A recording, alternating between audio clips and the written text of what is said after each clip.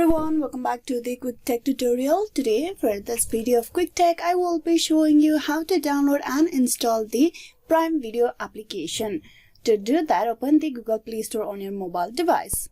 This process is specifically for the Android users. So once you open the Google Play Store, on the search bar you need to type in Prime Video and tap on search. There you will see the Amazon Prime Video application. Tap on install to download the application. As I've told you, this video is particularly for the Android users. So if you want to download this application for your iOS device, you need to go to the App Store and download it from there. As you can see here, the application is completely downloaded. Now you tap on open, and with that you have successfully downloaded and installed the Prime Video application for your mobile device. Hope this video was useful. Please like and subscribe the Quick Tech tutorial. Thank you for watching till the very end.